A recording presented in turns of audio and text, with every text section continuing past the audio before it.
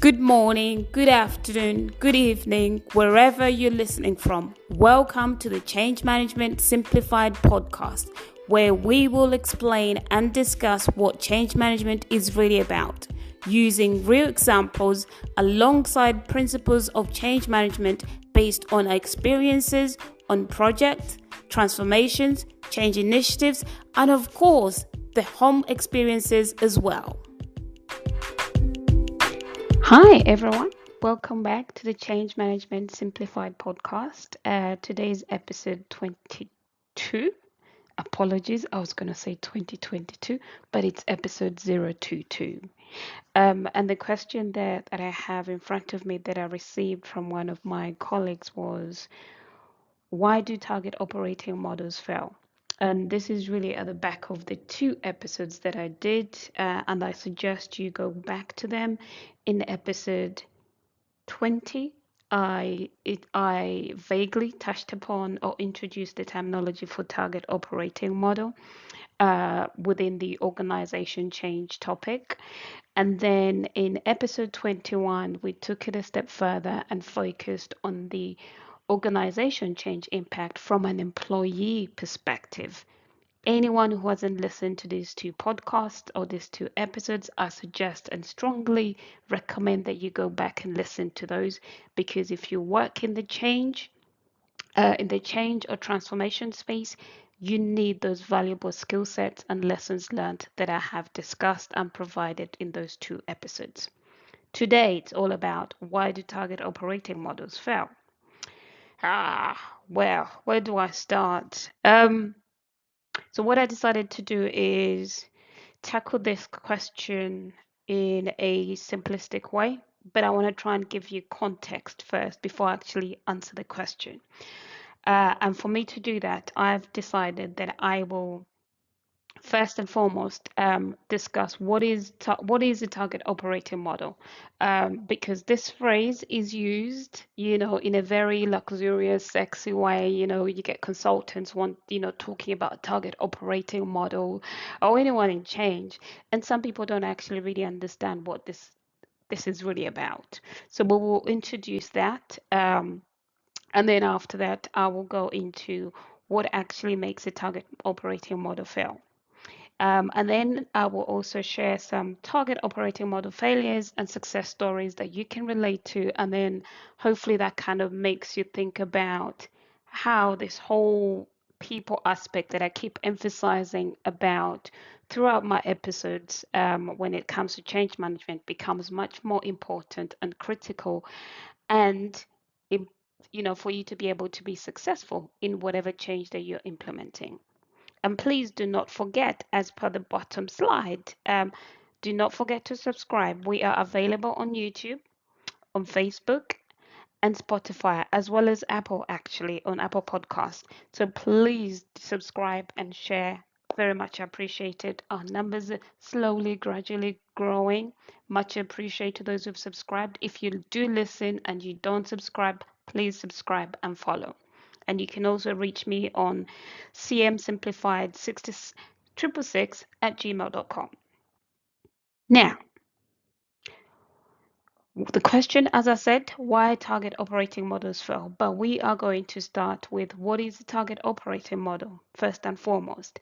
And I'm going to use here McKinsey's terminology because, as you all know, firstly and foremost, I'm not aligned to McKinsey nor the Big Four. However, if any of you want me and need my skill set, give me a call. I will come at a reasonable price, because I know what I'm talking about when it comes to change management and target operating model designs. Anyway, back to the point. What is a target operating model? From McKinsey's perspective, which I agree with, hence I'm using their terminology here, is a target operating model serves as a strategic framework, a framework that defines how an organization will execute its vision and mission, thereby meeting its business objectives. It's all about the vision. What's your vision, and what tools or templates or processes you're going to put in place to be able to achieve that vision? to achieve the objectives that the company wants to sell, the company has set out to do. If it's growth, if it's a growth in revenue, growth in expansion, what have you done to put in place using the tools, either new tools or current tools, to be able to achieve that goal and that vision for the company, simplistically. So in the real world that we're currently in, there are four components that really do make up a target operating model or are impacted by a target operating model. These are introduced in episode 20 and 21. Hence, I keep suggesting and recommending that you go back to those two episodes, because this is really a build-up of what we've learned or shared in the last two episodes. The first component is systems, but I'm going to use technology here as the bold heading, because technology, there's a digitalization aspect side of it, applications, softwares, everything that's trying to be implemented within a company to make life and the processes more simplified, and more efficient, and more automated. The other component, or the second component, is processes. If the new system comes in, processes are going to change. Roles are going to be impacted. And again, with new processes, governance will change, or controls here. New system, new processes, you have to embed new controls within the new setup or the target operating model. And then we've got the organization structure.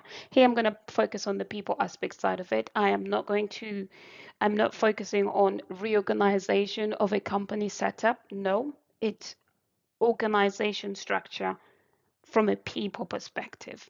And this can be an internal view or an external view. Internal view is how the teams are set up, or what's the team structure within the company. And then externally, we will see that in the next piece. But the people externally you want to focus on, the investors, the suppliers, basically this, and the regulators, our lovely good regulators that have kept me very busy on projects, regulatory change for the last 8 years or so. Time bloody flies. But yes, they've kept me in work. So when you look at all these four components, unfortunately, my colleagues, every single person that I work with or work for, hence I've got a human being there to the left-hand side with a cup of tea crying, because most people do not like change. And part of a lot of my time is trying to convince people to adapt to this change, to accept this change, and to try and reduce change resistance to be able to implement the project or the transformation at hand successfully. So I hate to break it to you.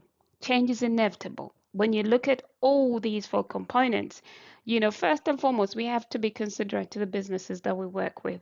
One, we're demanding a lot from our businesses. We want quicker turnaround on our requests. We want Amazon to deliver stuff the same day, including the post. Unfortunately, I'm using an example. Post office in the UK hasn't quite, managed to keep up with the competition that it has with all these different delivery avenues or platforms we have. They're struggling to maintain their market share within the UK. Why? Delivery and cost.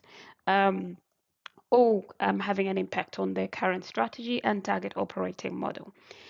So change is inevitable. So get strapped in. It's not going to stop. So the initial reaction of I don't want to change, unfortunately, that's going to keep going, because the current environment is technology is advancing, new updates are coming in, and you have to keep up with these, and you have to continuously upskill, because if you don't upskill, you'll be left behind and out of a job.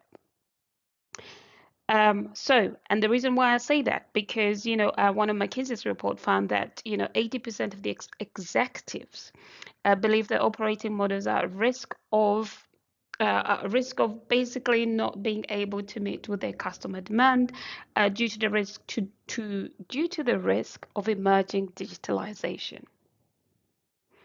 In addition to that, Deloitte also, in the recent survey that they carried out, companies are redesigning their organization structures to adapt, and to be able to rapidly to change the business landscape. You have to be agile, and you will see this. You have to be agile in a way that allows you to be able to adapt to any competition or changes in the market, or external drivers that might force you to change or force you to having to change. And we will see this in the failure stories. Now, answering the question, why target operating models fail? One is due to poor leadership. If the leadership is not strong enough or understand the vision that they need, they're very undecisive, that is going to impact the overall achievement of the target operating model. Lack of appropriate focus and attention to the vision. Now, just sharing my experience, there was a scenario where we had 4 years to hit the particular milestone, which was an external milestone, to change from a regulatory reporting standard from, for example, US GAAP to IFRS reporting. And unfortunately, that vision was never kept on the must wins every year. And I always say this to my senior stakeholders. However, how long this dream or this vision is, you have to keep it on your must wins, and therefore you force and encourage indirectly the project teams to have milestones that they need to achieve every single year, and that helps you monitor the progress. If you just start looking at it and putting on the must wins for in the last 12 months, you're way too late. You are so too late, and you have a big mountain to climb to get that project up to speed and go live in the time that you've agreed. If the vision is vague or the target operating model is vague, that is likely to have a lot of actually any operating model will have ambiguity. It's complex because, but as I showed you, we've got four components that are interconnected, and if you cannot break that down or understand it, it's likely that you will fail to achieve your target operating model, because you need to strip it back, take it back, understand your current operating model, and then see how you need to change that to achieve your target operating model. Onboarding external consultants to design the TOM. Now, anyone in the Big Four listening to this, don't be upset with me. It is the truth. However, what I'm trying to say here is, do hire external consultants. They do bring a lot of value to the project or to the target operating model design. They have experience, they've had exposure to the various companies, and especially your peers, how they've effectively set up these target operating models. So they bring that experience and that knowledge to you when you actually also engage them. In addition to that, you also need to identify internal stakeholders within the company who also actually know and understand the business and how the teams are structured, and the knowledge of the systems and the interdependencies between these other systems and processes. This is what I'm saying, is that you cannot just on board external consultants, because we've seen this go wrong so many times, where they design a desired operating models but don't actually know how the current operating model works, and when it comes to implementation of it, there's a lot of resistance because they haven't considered a lot of interdependencies moving from the current operating model to the target operating model. I'm going to leave it to that point. However, if anyone wants me to discuss that particular topic any longer or into detail, I'm more than happy, because that's where I've spent most of my time for the last 2 years, going back and forth about a target operating model, an externally one being designed versus the one we actually thought is viable and most achievable, and getting the balance right. Lack of appropriate stakeholder engagement. Now, as well as stakeholder buy-in, I'm going to talk about these 2 points hand in hand, because if you don't engage your stakeholders from the very beginning, believe me, you will face change resistance. I've mentioned this several times in the previous episodes. So if you need to go to episode 2 and episode 3, as well as episode 4, to listen to how I bring in the stakeholders and how you can engage them. Getting buy-in. It's not, you just don't get buy-in from the very beginning. You have to maintain it all through the project. And this is from the top level, C-suite level, from the boards, the executive committee, the project steering committee, to all the way filtering down to the lowest person. Even if it's the cleaner, you feel like, oh yeah, they're not that important. Every single employee in that company is important, because the change that you're implementing for you to be able to achieve that target operating model needs collaboration and engagement from every single individual in that company. And generally, in summary, why does it go wrong? If you look at all these components, it's really due to the lack of appropriate change management strategy and active implementation. I've highlighted this before. Most projects do fail due to lack of change management being incorporated on the project, and it's taken for granted. But now people are starting to realize that actually they're spending too much not to incorporate change management, and that means engaging the stakeholders, finding a way of how to actively engage them. And it's a mentally, don't get me wrong, change management is a very draining, mentally draining role, and we need to be paid more. By the way, any of my bosses or future bosses listening to this, you need to pay me more, because trying to keep everyone on board to engage and to adapt this change successfully is the most mentally draining activity that you can do. However, it's very rewarding when it's actually achieved. It's rewarding when you actually see people say, thank you, we did it, and it's all down to you. You got me out of a deep hole when I didn't know what to do with the various stakeholders. However, most importantly, what is the trigger for this? Or who triggers them? It's people. It's people triggering the poor leadership, the lack of focus on the vision, the vagueness of the term, recruiting and just only assigning external consultants, and not engaging the stakeholders appropriately.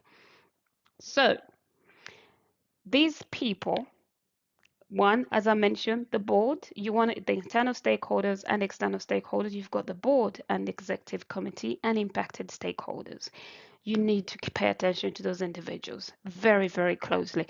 Even if the chairman of the board, chairman of the board, or the steering committee chair have approved your project, do not stop continuously engaging them and keeping them focused on the goal, on the target operating model, why we're doing it, because they also, as I highlighted, as individuals within the company being impacted by this change, they will also go through that change curve, the John Fisher transition change curve, because their role is likely to change as well. So do not underestimate or overlook also their emotional state by this change. They might not have this big role anymore, because they might not be needed anymore. Um, End users, their jobs are likely to change, if not disappear. So however, you need their knowledge, as I highlighted in episode 21. You need their knowledge to be able to identify any cracks within the target operating model, but just to understand the interdependencies that you might not be aware of because you're not close to the BAU processes. The other group is the external stakeholders, investors and suppliers. Investors want to know about their money. So is it being invested well? Is it going to achieve them long-term success? Or you're going to make them a loss, after spending all this money on this transformation, on this target operating model, on the vision, it's not actually achieved. Your reputation will be ruined externally. Suppliers want to know, is this target operating model going to be achieved? Because remember, they're also investing resources within their companies to be able to supply you with the resource that you need. Even if it's an offshore, operating model setup where you're locating it in a low-cost area, the building, you have to think about the location, the building, the people, the hiring process, all that, costs that are being fed into this whole target operating model change. Then most importantly, the customers. Now, I broke external stakeholders into two groups. Customers are the most important um, people or individuals to be considered in target operating model. Let it be just a customer who's just purchasing something, or a customer receiving a service. I'm going to speak from a public sector perspective. If you're providing a service, for example, steel unfortunately, the let's say issuing of driving licenses or issuing of passports, how effective and how efficient is that process? Do they get the service, the level, the quality of the service they get for the price you ask them for? Because if you don't, or if you don't give them that, there will be very disangled customers. They will be upset and they will raise their concerns, and you will be named and shamed. And if you're in government, you might not be elected next time round. We've just seen that with Rishi Sunak. He's out of office since yesterday. Um, so it's important that you provide a service that is effective, efficient, and that's reasonable to the customers. Because if you don't, and also if you don't offer them that service that they expect, you're likely to go out of business because, hey, there's competition always. There's always competition because there's always a gap and an opportunity for a new entrant. And this leads me to the fact that if you underestimate the power and influence of the impacted end users, you run the risk of not understanding or meeting your end user needs, and therefore your vision, your target operating model won't achieve what you actually would like it to, and therefore a waste of money. And therefore you will lose your job, I guarantee you, before you get to the end of this project. Now, sharing some failure and success stories. Kodak. Believe it or not, Kodak was one of the biggest film providers, dig cameras. However, they didn't adopt quickly enough to the digital filming aspect side of of the change of the digital camera, and yet they were the first ones to actually produce and introduce a digital camera, but they just didn't continue that across. They just thought and felt people will continue to use film cameras. I still like them. They're very old school, but I like them. Woolworth, unfortunately, Woolworth left us on the high streets in the UK. They didn't adopt quickly enough. They didn't go online. The supermarket started offering a variety more than food. They were offering similar stuff as Woolworths. Unfortunately, they lost market share. They didn't go online. Toys R Us, same thing. Didn't go online, didn't change their approach to their competition. Toys were available online. You could just click and send it. You didn't have to go to the shop. And when you got into the shop, you had this crying child who just didn't want to leave the shop. However, I did love walking in there because if you're tired, or if you're waiting for someone and there's a Toys R Us, you go into a Toys R Us and then just walk around Toys R Us and keep the child occupied to pass time. However, getting out of Toys R Us without a toy is going to be a problem. You're going to be hearing the screams. Oh, I want a toy. You're like, get up, let's go. Not today. Nokia. You all know about Nokia. They failed to also quickly adapt to the touch phone engineering of phones, and now they're struggling. However, they're trying to make a comeback, but still with their small portable phones, which I still like. I get that for my grandmother. Good for her. HMV didn't keep up. We've got the digital streaming platforms that have come in. Unfortunately, they lost out to that. Also, they were selling in shop, didn't go online quickly enough. BHS will always miss you. My mother always used to buy our clothes and school uniforms from BHS.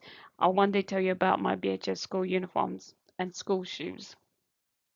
Success stories. Olympus. Olympus as much as they were in a similar market with Kodak. Olympus also, in addition to the camera aspect side of it, yes, they didn't adapt quickly to the digital aspect side of it. However, they expanded their product line to include also other products, especially in the medical services, and that's actually kept them going and keeping revenue and profitable. Primac.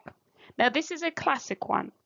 They're not online. Well, they're online now, but you can only click and collect. You have to go into their shop. However, the secret is they sell reasonably priced clothes, fashionable ones. So you have to be in the shop. You have to go to the shop. They entice you to go in the shop and pick up stuff. You end up picking up a full basket that you don't need. Amazon started with booksellers, now they're publishers, and now online retailers for everything that you might think of.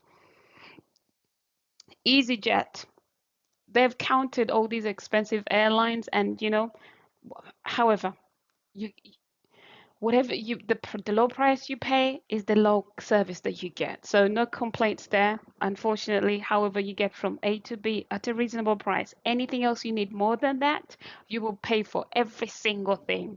They're soon charging us for bloody going into toilets as well.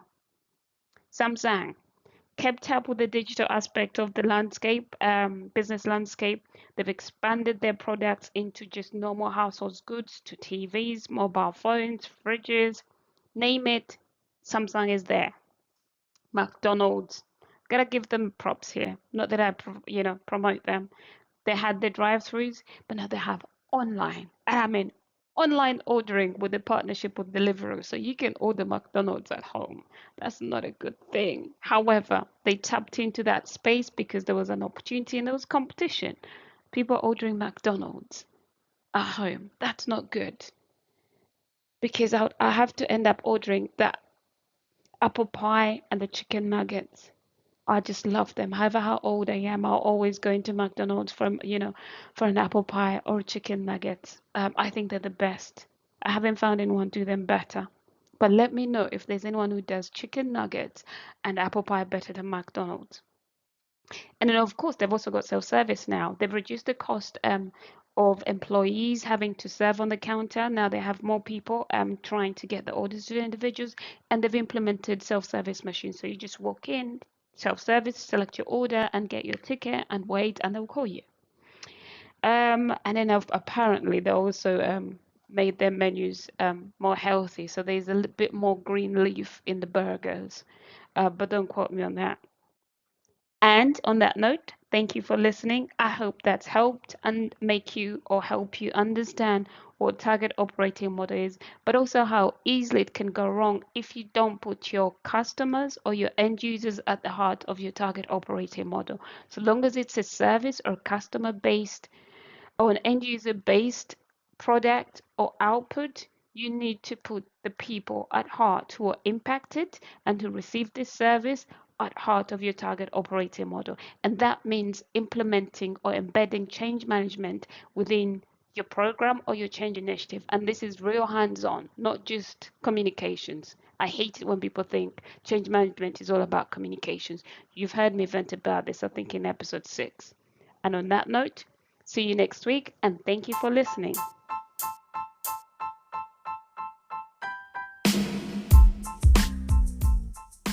If you find this podcast beneficial or interesting, please press follow, like, or subscribe.